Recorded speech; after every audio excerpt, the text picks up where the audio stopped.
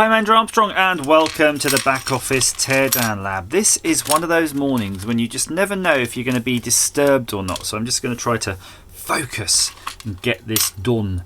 And this is a kit for doing electroshocking, at least that's what I imagine. It's an undocumented kit I had in the bag, but it's got a coil here, and you can see the primary and secondary windings. But it's interesting, there's in two sets of windings here, so I'm not quite sure what that's doing.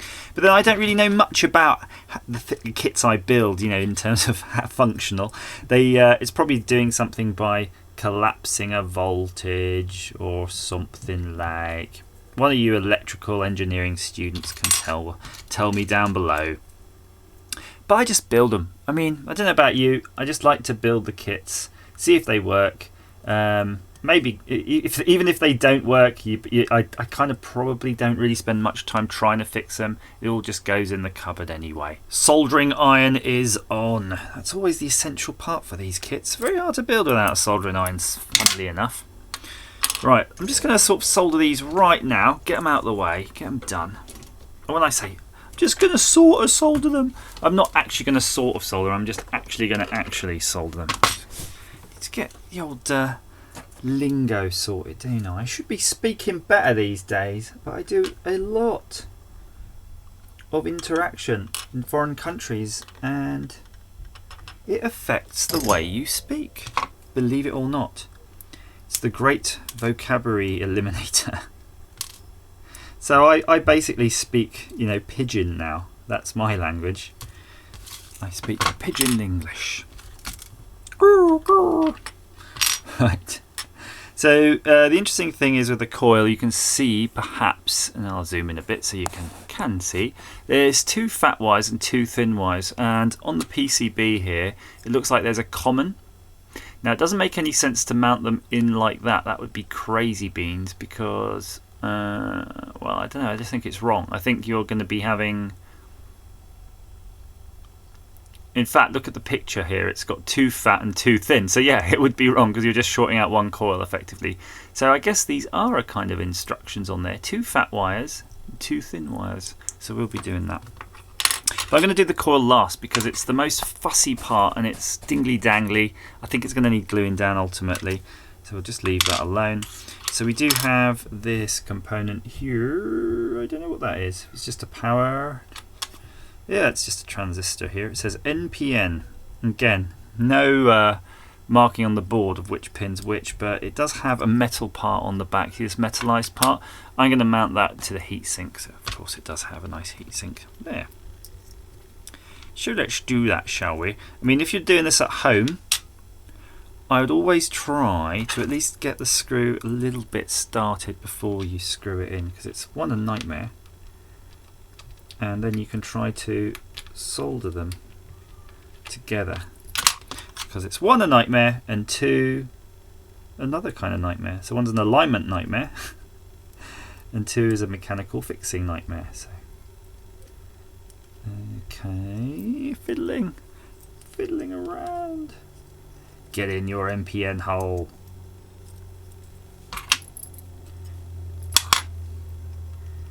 I think I don't know if I've made it worse. Maybe I should have put them in the pinhole first before just putting the screw in.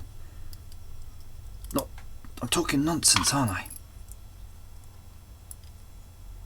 So yeah, it's been snowing here recently, and it's kind of made it weird. It's a weird old week because you've got schools off, you've got people having trouble getting into work, you've got all sorts of issues because of the snow.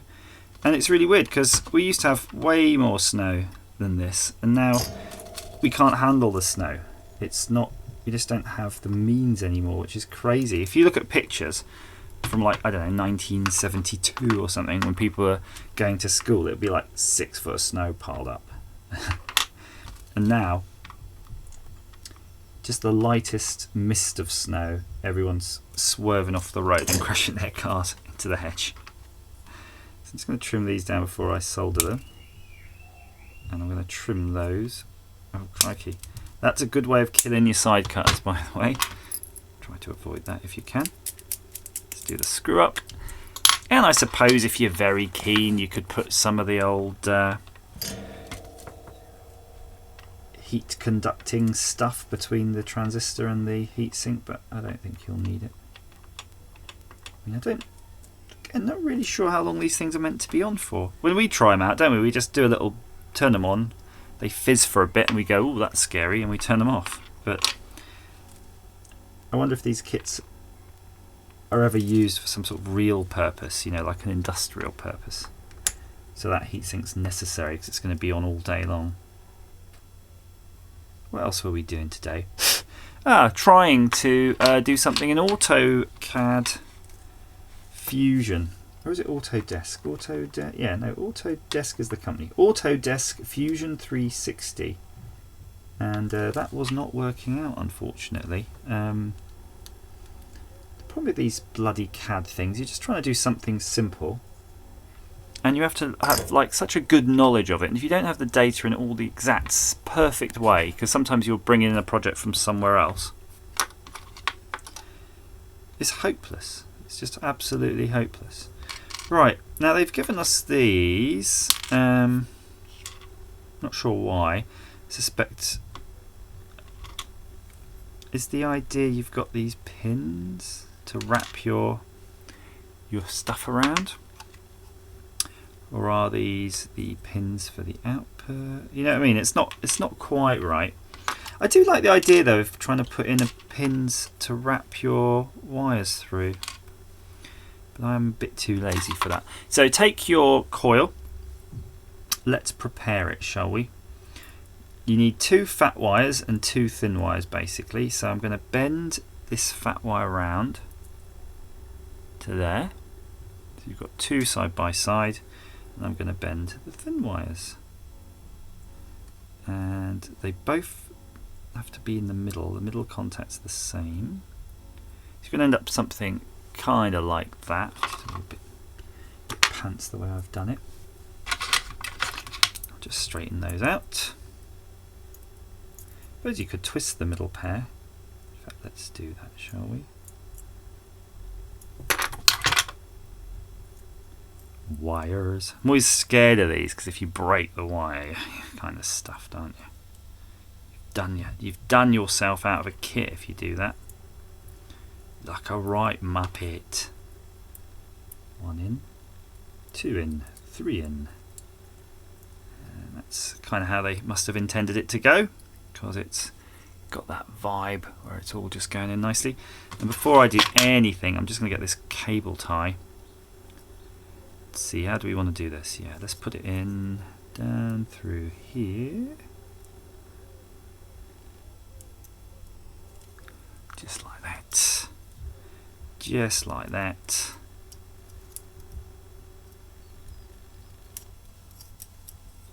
And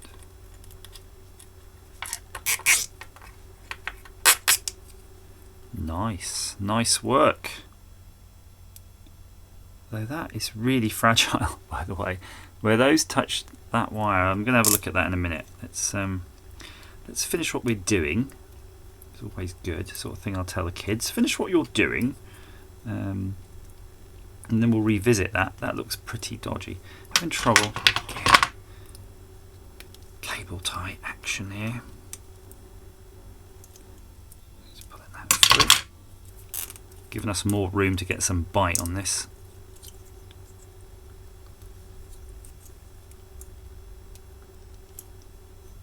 Yeah, it's good enough for now. Let's just cut off that bit. Okay, so the soldering is going to be fun because this is a varnished wire. So you could go in there and scrape it. And what we've done with reasonable success in an earlier video was to make sure your soldering iron is quite hot. Let's see if it will work. And basically, hold it on the end of the wire till that varnish melts. You'll know it's melted because it will sort of bubble and squeak. And do the same again. Again, watching your cable tie, I was very aware that I was very close to my cable tie there. Do the last one.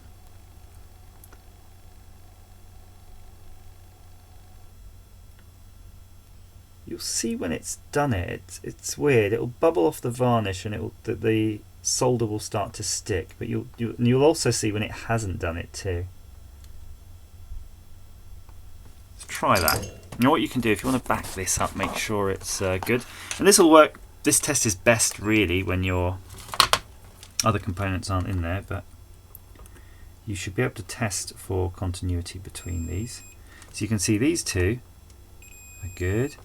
These two are not good. And then if you can get to the end of the wire, you can see it did beep there, which means this one is good, but it's the center one it's not good. So it's fine. We're just going to touch up that center again. Just remember, this is where we twisted two wires together. I'm going to separate those out a bit so that I can tackle them both separately. I'm sure that'll be fine. Ooh. Make sure you clean your soldering iron next time you go to use it, because that tip is going to have that dirty old varnish on it. That looks pretty good to me. I'm not even going to test it that time. I think that's fine.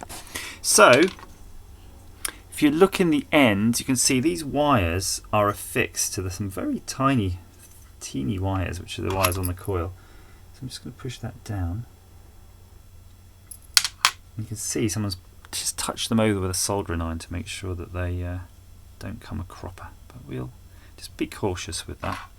Now we need power, and this is where these pins can come in handy, so we'll chop off some pin header. Giving you an awful lot of pin header here. I suspect they did want you to wrap the wire around the pin headers. Not sure they intend you to use them for power, but we're going to use them for power anyway.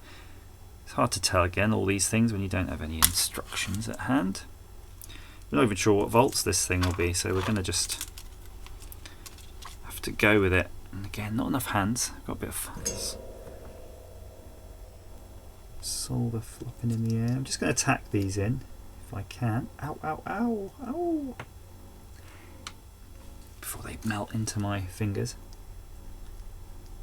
Will you please just solder? Stop messing around. So that's the one. And we're going to get the negative in there.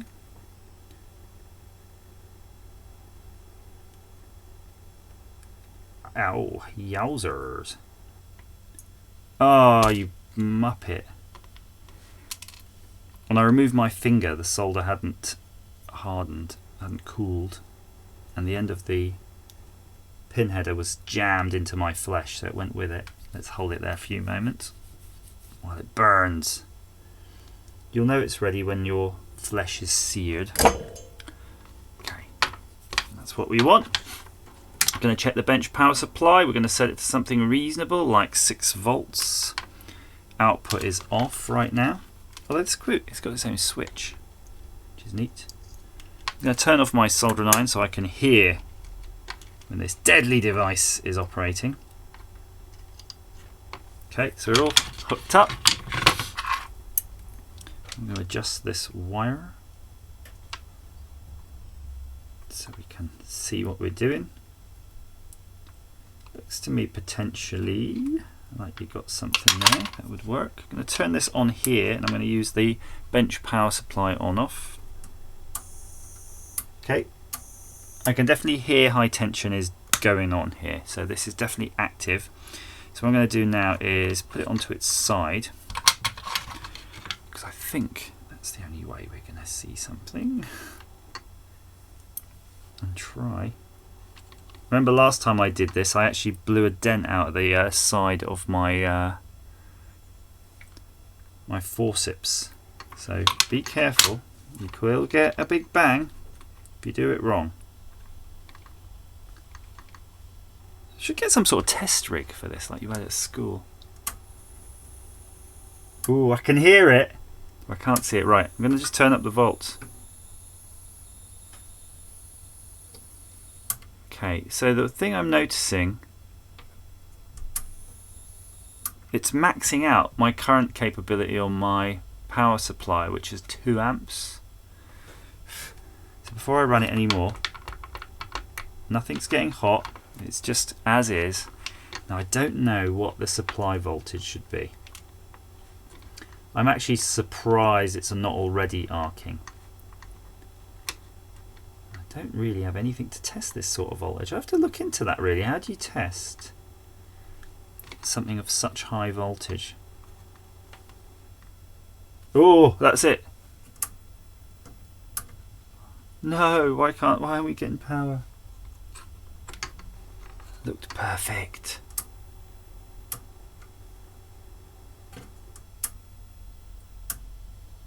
Doesn't even make a sound anymore.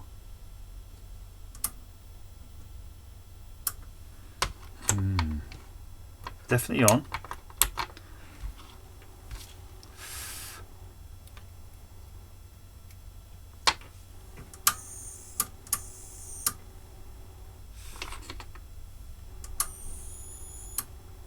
Definitely screaming.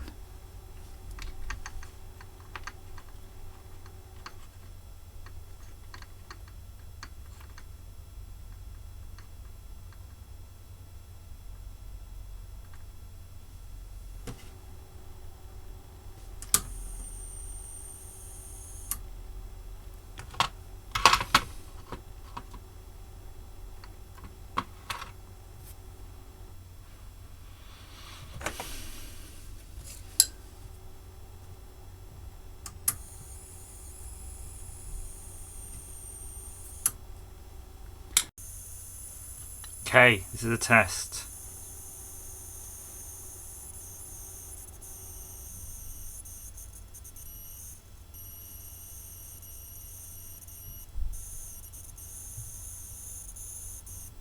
It's squeaking, but it's not really just shorting out when I do that. But then again, the old bench power supply really is maxing out 2 amps, so I don't know. Bigger power supply needed, I guess. To go back, look at the specs for this and see what the heck we need to drive it. Arse potatoes! It is the day after, and I've done many things to this, and it still does not work. But let me describe to you what I've done. It's a couple of things that are suggested to me. Someone in the Discord suggested I swap around 2 of the small thin wires here, which are apparently some sort of feedback thing, which I have done. And then I powered it up and then the thing went totally dead. And I'm not even sure why, it was just totally dead. So I took out its transistor and I replaced it with another beefier one, like so, in there. And didn't do nothing. And then I resoldered all the joints. I reflowed them all, even though, to be honest, they look pretty good. Basically nothing. And then I put the original transistor again in, and it's still doing that thing where it kind of makes a sizzling sound, but I'm not seeing anything on the output. So I'm really not sure at this point if it's something to do with the coil or anything. I mean, the only thing I can test, I'm probably gonna give up now. To be honest, there's not much more I could do. So if I just hold on the end of this coil, I'm reading 0.8 kiloohms. So I don't know if that's correct or not.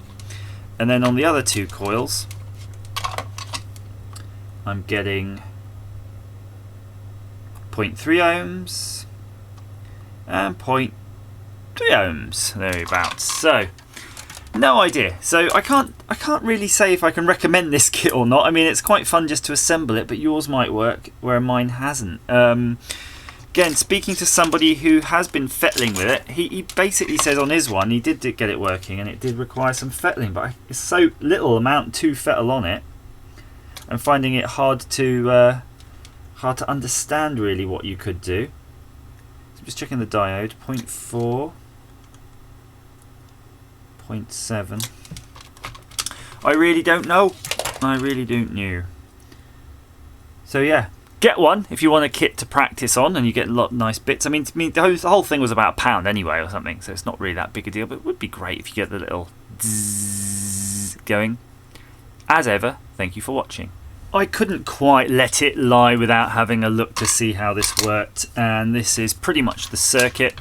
And here's my take on it. I might be right, I might be wrong, but what I think is you have the positive connection here, and it's going through the thin coil, for argument's sake. You're going to attach the thin coil here, and then that goes through a current limiting resistor and our diode. So those two components you see right there, which I think will then trigger the base, bringing it above 0.6 volts or so to start conducting through to the emitter.